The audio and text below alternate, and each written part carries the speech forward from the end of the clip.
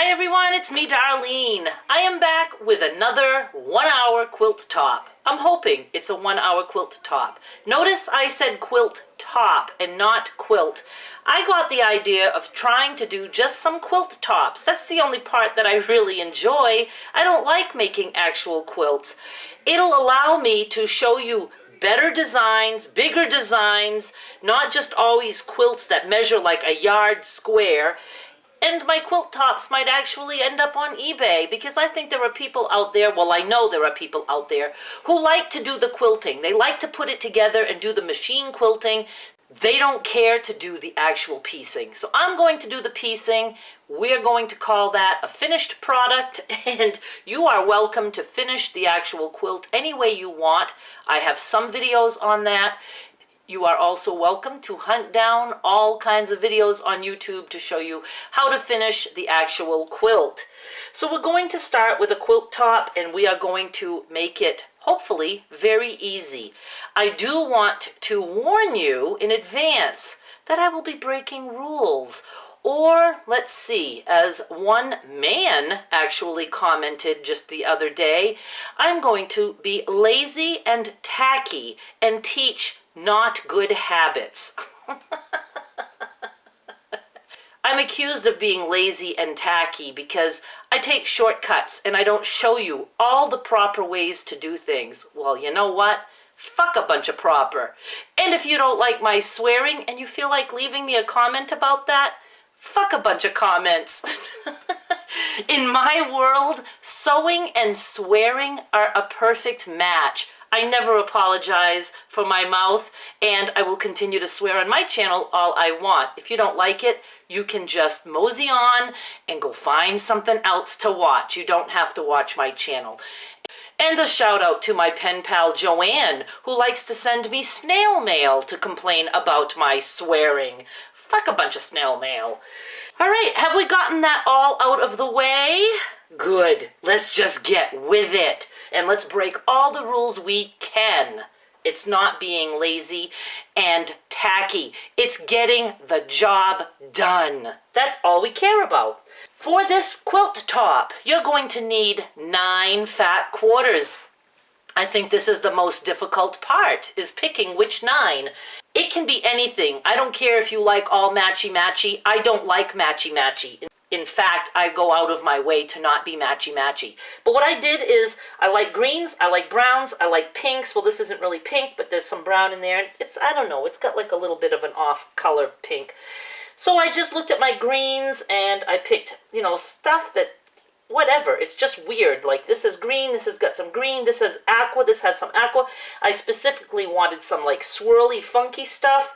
Stripes are good. This is more swirly. For the browns, I went with this one because it has like circles, which kind of looks like dots. Also circles here, funky here, a little bit of yellow here, a little bit of yellow there. It's all going to work. Now we're going to trim our fat quarters. All fat quarters should be at least 18 inches wide by anywhere from 21 to 22 inches long or tall. So I'm going to trim them all 18 by 20, and this quilt top is going to be fairly big, and it'll be just a little bit rectangular, a little bit longer than wide. So let me just get set up, and I'm going to show you how I trim. Okay, I'm going to try to cut 3 fat quarters at a time. If my rotary cutter doesn't go through it, I'm just going to use scissors because, see, I like to do things like that. I like to use scissors. I can't believe how many people give me a hard time about the fact that I use scissors when a rotary cutter would be a much better choice. People have too much time on their hands to complain about stuff that doesn't matter. The salvages and the edge are up here. This is the width of the fabric. I just have each piece folded in half, like that. So my selvage and that raw edge of the way the fat quarters were cut are at the top. So I'm going to trim to 18 this way. So let me just see if I can cut through all this. It took me 2 swipes down the aisle. I don't know. I'm making stuff up now. And it worked. Okay, so 1, 2, 3, 4, 5, 6, 7, 8, 9, 10, 11, 12, 13, 14, 15, 16, 17, 18. Even though I could just know that 20 minus 2 is 18, I like to count, just to bore you. Well, I have a few little threads here, and I'm just going to snip those with scissors. There. So now these 3 are cut 18 inches wide. Now we want to cut this way when it's open, salvage to edge. We want this to be 20. But I'm going to leave it folded, and I am going to cut on my board. Do it this way so my numbers are going in the right direction. I'm going to turn this, and I'm going to put the folded edge on 10. And nothing here has to be perfect. It just doesn't, not in my world. The fold along the number 10 line. Make sure your numbers are going in the right direction, like 1, 2, 3, 4, 5. You don't want the 1 going this way, because that'll screw you up. And I'm just going to take my scissors, and I just use the edge of the mat, and I'm going to trim. It's actually going to give me a little bit more than 20, more like maybe 20 and a quarter. That's okay. So now I have 3 fat quarters that have been trimmed approximately, with pretty good accuracy, 18 by 20. I'm just going to do that to the other 6, and I'll be right back. That was very quick and easy. I have all the fat quarters trimmed to approximately 18 by 20. Now we have to decide how to arrange them. This is going to be a gigantic 9 patch. What we're actually doing is a disappearing 9 patch. One gigantic block, and that's going to be the quilt top. So you need to just find some room somewhere in your house. I'm actually going to do it right here on this table for me, and decide how you want your colors. So let me just situate and I'll show you. I did not spend much time on this at all. I did want to mention you do want 9 different prints. I don't know if I said that. So now what I will do is I'm going to sew these 3 together, these 3 together, these 3 together. Now notice I just folded them up to make my design. Huh? That's pretty brilliant, I think. Let me just pull these down a little bit so I can show you. All I'm going to do is make sure that I sew these the right way. Now my salvage is the 18. So I want, let's just say this. I'm just going to put the salvage down. Why is there a salvage there? It didn't get trimmed enough. There's not supposed to be. Because see, I'm lazy and tacky. So that's what happened. I'm going to put it at the top because that would get trimmed. We're not supposed to have any salvages showing. But I can see that's right. And one more. You just don't panic over things. So these are going 20 this way, 18 that way. And I'm just going to sew this to this one like this, and then this to this one like this, and I'll be right back. So I have my first row complete. I did press my seams to the side. You can press them open if you feel like it. I never do that. I don't care which side I press them to. They usually have a mind of their own, and I just go with that. And you'll notice that I didn't even press my fat quarters before starting. Now, if they were a real wrinkled mess, sure. But, you know, there's just some folds there. I can live with that. I'm not entering any contests to win the Best Quilter Award. I just want to get a quilt top made, and I don't care how I do it. Now I'm just going to do the same with my other fat quarters. I will sew these 3 together, and then these 3 together. This is coming along nicely and so quick. I have my 3 rows sewn together. Now, what I'm going to do, without any accuracy again, is I just look at my edge. I should always have like one edge that's pretty much perfectly even because I start, you know, with my pieces all at the top. So I look at the bottom and I see that this one's sticking out a little bit longer here, this one a little bit longer there. So I'm just going to take my scissors and just trim that. Look, I'm going to show you because I don't want to mess this up. I want to know my orientation of those rows. This is how lazy and tacky I am. I'm just going to trim this one without cutting the fabric underneath. Do be careful about that. I'm just going to trim it. It's all going to be hidden in seam allowances anyway. And I'm just going to continue on this one. Again, you know, be careful if you're cutting with fabric under you. You don't want to be cutting through your blocks. Am I even on camera? A little bit. Good enough. That's all we want. Good enough. And this one looks good. A little bit needs to be taken off there. Okay, bottom row. Just going to put that aside. I shall remember. So I just need to trim a little bit here. Look, I'm trimming sideways because I'm that good. Damn, I'm good at this job. And what do we got going here? That's all even. Oh, that's pretty even with the exception of my lovely remaining selvage. And again, that's on the edge, the outer edge of the quilt. So whoever finishes this, that's going to disappear. Now I'm just going to sew my 3 rows together. I'm not even 100% sure if this was this way or flipped, but I'm going with this. I'm just going to sew this to this and this to this, and then I'll be back. Oh, and I'm using approximately 1/4 inch seam allowance. You can use whatever you want, just try to be consistent. I always just use the edge of my foot as the guide.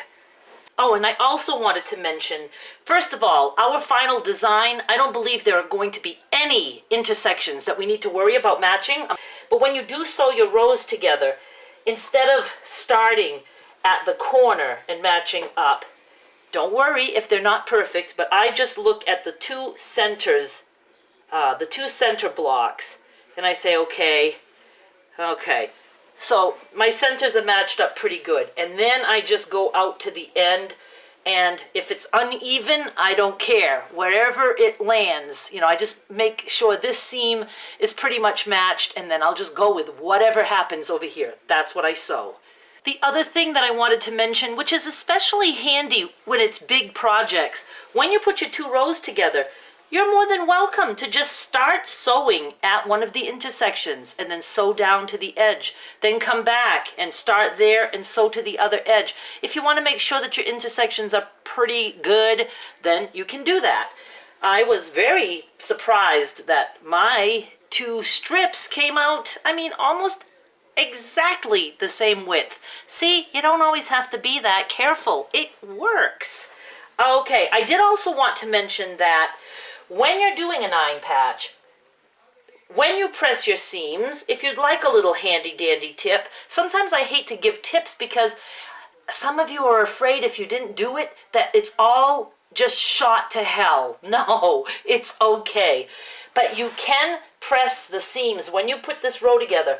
On the top row, press the seams out so that they're on these pieces. Then the center, press in, then the bottom, press out. And then when you put your rows together, those seams match up nicely. You know, they call it nesting. I don't actually feel it nesting, but it makes it less thick, so that's always good. Okay, I'm going to go press this now open, and I'm going to just finish this up. I'll be right back. We have a very big quilt top. I'll give you the dimensions after, because we have some cuts to make. And I am going to break every rule in the quilting book as to how I'm going to cut this.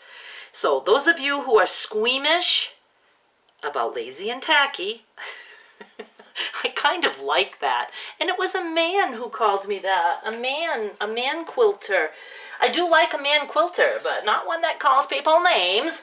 What was I saying? See, I got so off track. The thought of a man. Oh, okay. We are going to be cutting in half this way and in half that way. Here's what I'm going to do. I am going to put a couple of pins. I should do safety pins so I don't hurt myself. Instead of matching up my edges, my corners, to find the halfway point, I'm just going to take this block here in the center, and I'm going to kind of match up the seams. So I'm going to put this together. This is my center block here. I got it folded. Because it's okay if the outer edges are not even, because that will be trimmed when it turns into an actual quilt. So let's get a pin. Pin that right here. And I'm going to do the same on the other side. And I'm going to pin that right there. So now I can just shake this out. And that looks pretty good. Now I'm folding this way, so I'm quartering it. Now I'm going to look at the intersections here, the seam lines here. So that's pretty good, like that. So I'm just going to put a pin here, and then I'm going to go down here and match up these as best as I can. So easy. Am I under the camera? Not really. I'm just going to match this down here. We'll put a pin right there. Just going to shake this out a little bit.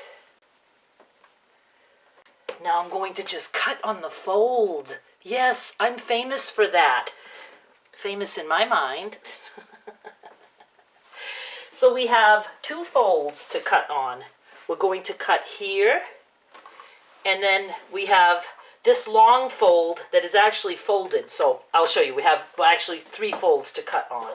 And again, don't worry if it doesn't match perfectly. We're dealing with the center here. We've got it centered. I'm just going to take my scissors and I'm going here at the fold and I'm just going to cut. So now we're done cutting in that direction. Now I'm turning it and I'm going to cut each of these folds right here.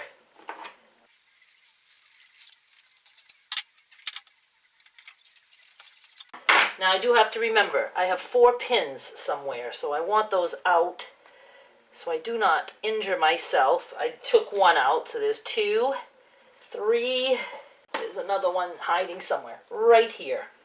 Now I have my 9 patch cut in half. What we're going to do now is put it back together. So let me just figure this out. I'm going to take the cutting mat out.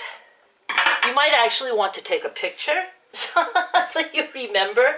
I do remember this pink was the bottom right. This is my center. We want to build it back. Then we're going to do something. Okay, this is not the bottom. Let's see, where's my bottom? I do kind of remember. I know you can't see everything, but I'm just putting it back together the way it belongs. Well, the way it was before we cut it. Like this. 1 more. Like that. Now, it doesn't really matter which direction you flip, but you want to do diagonal. So let's do it this way. This block and this block. See, they're on the diagonal. So I'm going to take this one and I'm going to turn it. Let me move down a little bit. It's going to be hard for you to see, but I'm going to take this block and I'm turning it so that this piece is at the top right. So this big brown piece that's here is going to be in the center now. So I'm just completely turning it. And then this piece, same thing at the bottom. Let me move it all up. Gee, it would be nice if I had a better way to show you this. So this corner is going to go down here. See, we're just going to take it and turn it. It's going to be the corner of the quilt now. And we're just doing it like that. And now when we sew this together, there's no intersections that need to be matched up. And yes, you still have some very big pieces in the quilt top. There's no law against that. There's nothing that says you have to have tiny little pieces of fabric to make it be a quilt top. We're doing a fat quarter quilt. We're letting some of those fat quarters look like fat quarters. So I'm just going to sew these two together, and then sew the whole thing together, and we'll be done. I take that back about not having any intersections at all. I have my top and bottom, and now I'm putting those together, and there is an intersection, which is kind of cool, right in the center. I think that's the only one you have. So again, you can put this together, and if you wanted to, you could start sewing here and go down to one end and then come back and go down the other end. But I'm just going to do my little, move of just going down, straightening that out, and it's almost a perfect match. So I'm good. If it would have been uneven, I would have left it uneven. I'd rather have the center match up, because the outer edge can always be trimmed. This quilt top is done in exactly 1 hour, and that includes the trimming of the fat quarters and all the chatting I did with you guys. And I do more chatting than you get to hear, because a lot of that gets cut out. If I were to do this again, I mean seriously, 45 minutes, it may take you longer, because you probably care a little bit more than I do.